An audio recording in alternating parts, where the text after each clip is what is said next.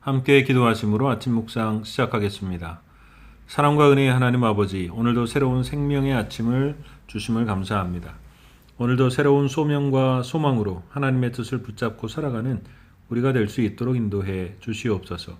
이 시간도 영광 받아 주시기를 원하오며 예수 그리스도의 이름으로 기도하옵나이다. 아멘. 함께 찬송가 95장 함께 찬송하겠습니다.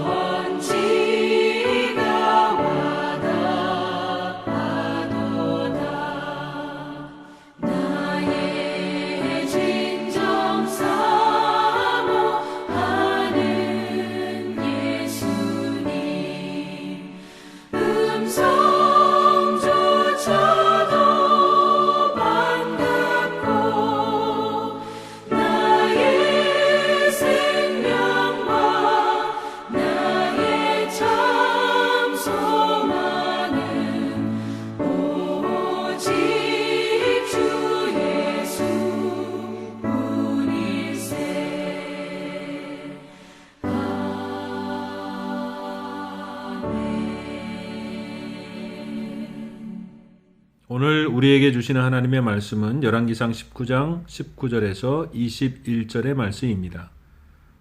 열왕기상 19장 19절에서 21절까지의 말씀을 제가 봉독하겠습니다. 엘리야가 거기서 떠나 사밧의 아들 엘리사를 만나니 그가 12 겨리소를 앞세우고 밭을 가는데 자기는 12째 겨리소와 함께 있더라.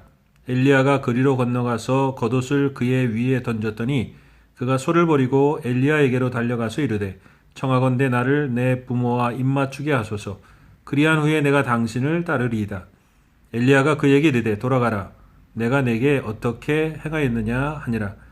엘리사가 그를 떠나 돌아가서 한 겨릿소를 가져다가 잡고 소의 기구를 불살라 그 고기를 삶아 백성에게 주어 먹게 하고 일어나 엘리야를 따르며 수종 들었더라.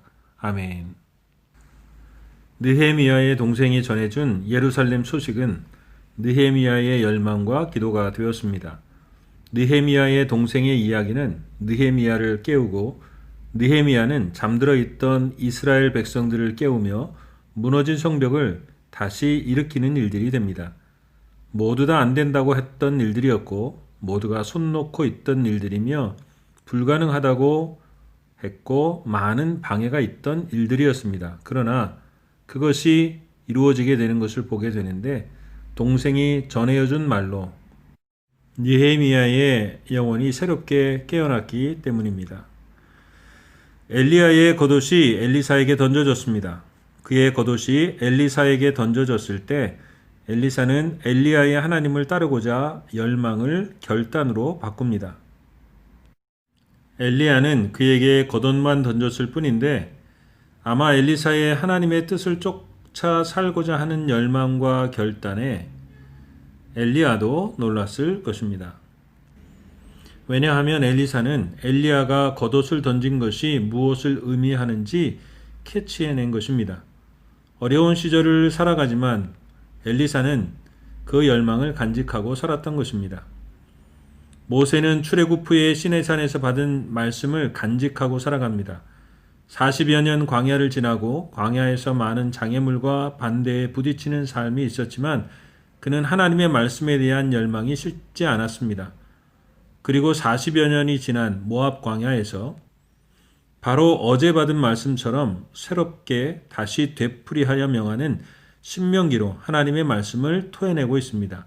그의 열망과 결단은 변하지 않았던 것입니다. 우리 가운데에도 회복해야 될 첫사랑이 있다면 회복되어지기를 기도합니다. 우리 가운데에도 이런 열망이 있기를 바라며 그것이 결단으로 바뀌어 순종하는 삶이 되기를 기도합니다.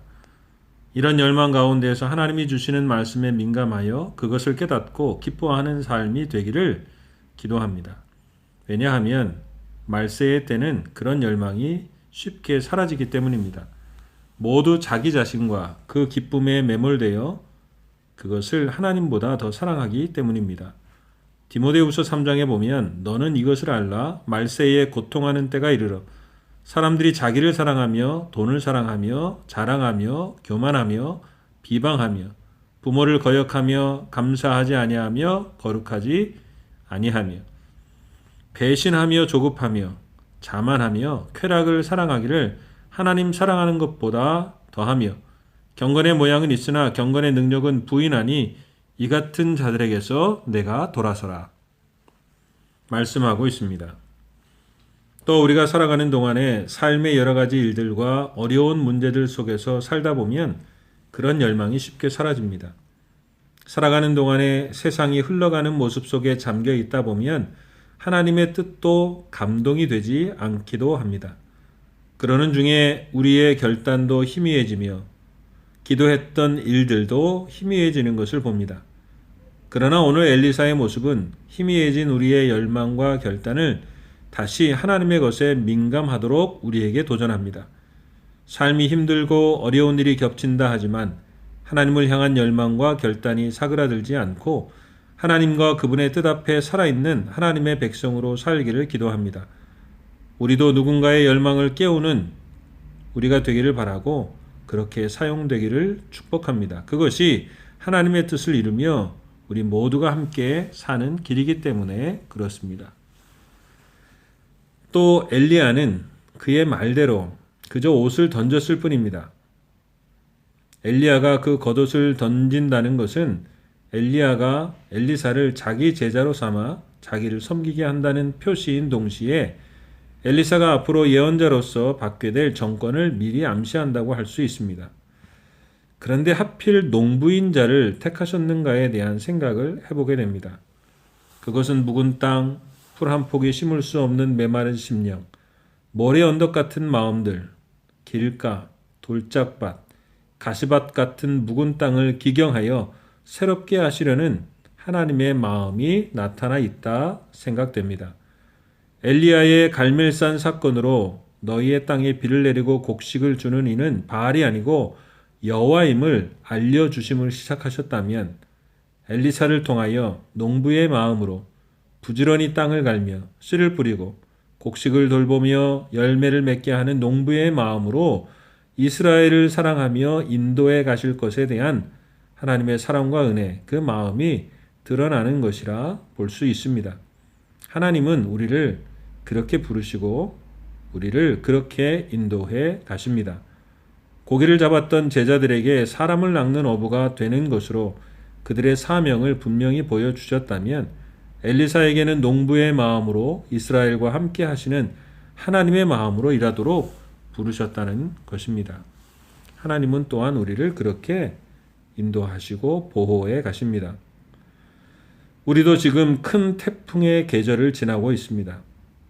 그러나 우리를 돌보시는 농부가 있습니다. 그 폭풍도 태풍도 다스리시는 농부가 있습니다.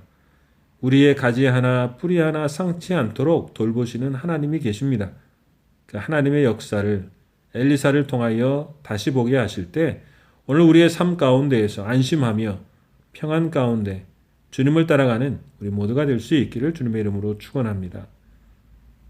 또한 엘리사는 어떤 일이 있어도 하나님께 소망을 두는 사람이었습니다. 아벨 무홀라는 요단강 주변의 동네입니다. 지금의 요단강 주변도 그렇지만 엘리사 시대에도 요단강 주변은 땅이 좋고 농사가 잘 되는 곳이었습니다. 더군다나 오랜만에 비가 와서 모두가 농사로 들떠 있었던 시기입니다. 풍요한 지역이었던 갈멜과 그 주변의 평야 지대에 살던 사람들은 어느새 주변의 영향과 이세벨 여왕의 영향을 받아 풍요의 신 바알과 아세라를 섬기고 있었습니다. 갈멜에서 하나님께 소재로 제사하던 단을 무너뜨리고 바알과 아세라를 섬기는 제단을 만들고 섬길 정도였습니다. 엘리사는 소 24마리를 가진 그 당시의 부농이었고 일하는 종들도 많이 거느린 부자였습니다. 그런 풍요로운 지역의 부농인 그는 시대와 시류를 쫓아가지 않고 하나님을 섬기고 있었다라는 것입니다. 많은 사람들이 바알과 아세라를 떠나갈 때 하나님 앞에 소망을 두고 산 사람이었습니다. 그는 세상을 따라 시류를 따라 이 세상의 풍조를 쫓아가는 사람이 아니었습니다. 그에게는 오늘 말씀에 나오는 것만 모아도 소가 24마리였습니다. 가뭄의 때에 짐승을 살리기 위해 모두 애를 썼습니다. 아합 왕도 자신의 짐승을 살리기 위해 애를 쓸 정도였습니다. 그 소 한 마리는 그만큼 노동과 곡식을 기대하게 하는 것이기 때문에 그렇습니다. 그런데 그는 그것을 이웃을 위해 내어놓고 도리어 새롭게 주실 하나님의 은혜를 기대하며 출발하는 것을 보게 됩니다. 이미 많은 하나님의 선지자들이 죽었습니다. 엘리야도 죽이려고 합니다. 그런데 그때에 선지자로 부름을 받고 더구나 엘리야의 제자가 된다라는 것은 그도 죽을 수 있다라는 뜻입니다. 그런데 그는 죽으면 죽으리라는 에스더의 믿음을 갖고 있었습니다. 또한 비록 살리지 않으신다 한들 그 부르심에서 도망가지 않겠습니다 하는 사드락, 메삭, 아벳느고의 신앙도 가지고 있는 것을 보게 됩니다. 로마서 12장에는 너희는 이 세대를 본받지 말고 오직 마음을 새롭게 함으로 변화를 받아 하나님의 선하시고 기뻐하시고 온전한 뜻이 무엇인지를 분별하도록 하라 말씀합니다. 그 말씀을 따라 우리도 엘리야처럼 엘리사처럼 이 시대 속에서 어떠한 일이 있어도 하나님께 소망을 두고 하나님의 선하신 뜻을 분별하고 살아가는 우리가 되기를 바라고 이것을 위해 깨어있는 복된 오늘 하루가 될 수 있기를 주님의 이름으로 축복합니다. 또한 엘리사는 우선 제자로서 엘리야의 수종을 드는 것으로 시작합니다. 분홍의 아들이 종으로 섬기는 것에서 시작합니다. 바로 겸손이고 낮아짐이고 섬김입니다. 이게 무슨 일인지를 알기에 쉬운 결정은 아니었을 것입니다. 하나님을 섬기려고 나서는데 내가 이런 시중을 들려고 부르심을 받았나 그렇게 생각하지 않았습니다.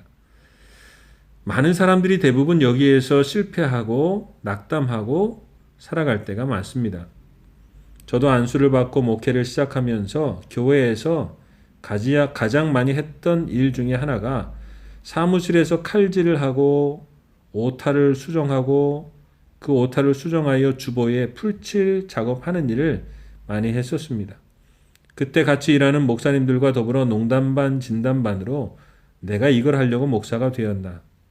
우리 어머니는 새벽마다 내가 위대한 종이 되게 해달라고 기도하시는데 하며 이야기했던 것이 기억이 납니다. 그러나 그것이 다 교회를 섬기고 하나님을 섬기며 성도를 섬기는 일이었습니다. 그것에서 하나님의 일을 발견하는 것입니다. 그래야 하나님의 길을 달려갈 수 있습니다. 하늘에서 불을 내리는 일만이 하나님의 일이 아닙니다. 이제는 끊임없이 밭을 갈아야 하고 씨를 뿌리고 보살피며 쓰러진 곡식을 일으켜 세우며 가야 할 일이 남아있기 때문에 그렇습니다. 엘리야의 수종을 드는 것에서도 하나님의 뜻을 발견하는 지혜가 그에게 있었다는 것입니다.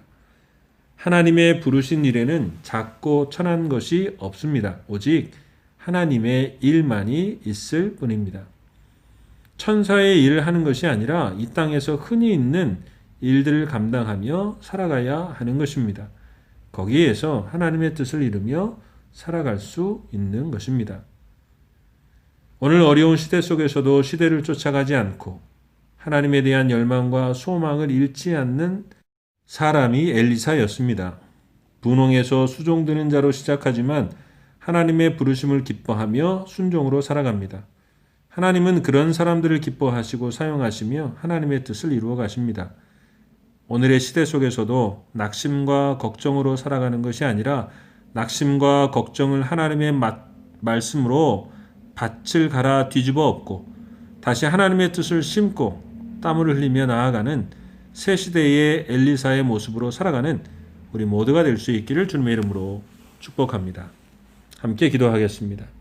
사랑과 은혜의 하나님 아버지, 아합과 이세벨의 시대인 것 같아도 하나님은 하나님의 사람들을 통하여 하나님의 역사를 이루어 가십니다.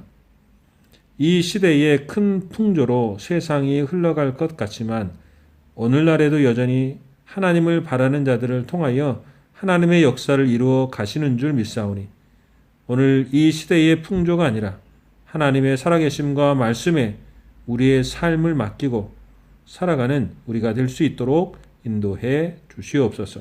어려운 시대에 소망의 사람으로 살아가는 우리 모두가 될 수 있도록 함께해 주시기를 간절히 바라옵고 원하며 예수 그리스도의 이름으로 기도하옵나이다. 아멘. 하늘에 계신 우리 아버지, 아버지의 이름을 거룩하게 하시며 아버지의 나라가 오게 하시며 아버지의 뜻이 하늘에서와 같이 땅에서도 이루어지게 하소서. 오늘 우리에게 일용할 양식을 주시고 우리가 우리에게 잘못한 사람을 용서하여 준 것 같이 우리 죄를 용서하여 주시고 우리를 시험에 빠지지 않게 하시고 악에서 구하소서. 나라와 권능과 영광이 영원히 아버지의 것입니다. 아멘.